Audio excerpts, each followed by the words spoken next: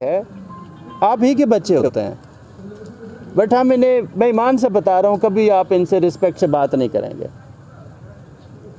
अब की सोसाइटी में से 99.9% लोग जो हैं वो इसे देखते हैं दूर से ना, नफ़रत का इज़हार करते हैं, यार चोरी होगा, करप्ट होगा, पैसे लेता है, रिश्वत लेता है।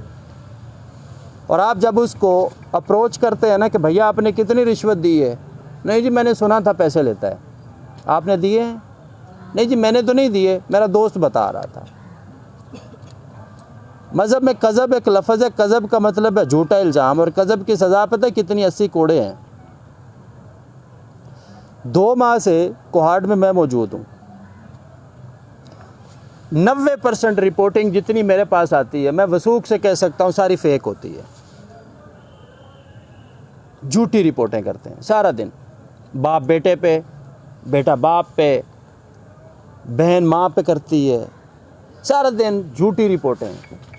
लैंड माफिया बहुत बड़ा इशू है, सच कहता हूँ इशू है।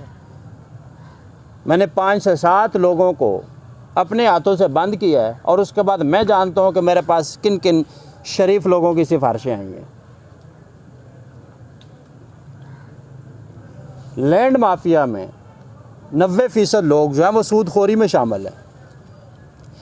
जब तक इन्हें उसका पैसा मिलता रहता है तो आपका एग्रीमेंट ठीक है।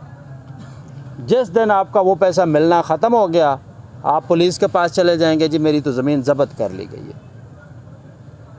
जब आप किसी के साथ एक एग्रीमेंट करते हैं, ट्रांजैक्शन करते हैं, क्या ट्रांजैक्शन जो है विदाउट स्टाम्प पेपर होती है जी?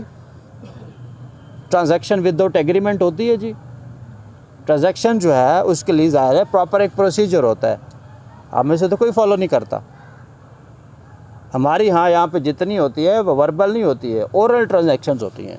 मैंने जी इससे 5 करोड़ लेने हैं, ये 10 लाख पर मैंने इसको ये प्लॉट दे दिया था। तो देखें, प्रोसीजर को फॉलो करना आप शुरू करते हैं, इंसाफ आपको ख़ुद मिलना शुरू हो जाएगा। हम तो करते नहीं हैं उसको, क्योंकि अगर प्रोसीजर को आप फॉलो करेंगे तो फिर आप यूजरी या सूद या अंडर प्ले है वो तो आप नहीं कर सकते। और अल्हम्दुलिल्लाह हमारे इस सोसाइटी के 90% शुरफा जो है ना, उनका सोर्स ऑफ इनकम ही ये है। और वही सबसे ज़्यादा इस पर नारे भी लगाते हैं, वही सबसे ज़्यादा इस पर बात भी करते हैं, और एक एक की फ़ाइल मेरे पास मौजूद पड़ी हुई है। किसी को शौक़ हो तो ज़रूर आइएगा, इंशाअल्लाह आई विल शो यू, दिखाऊँगा।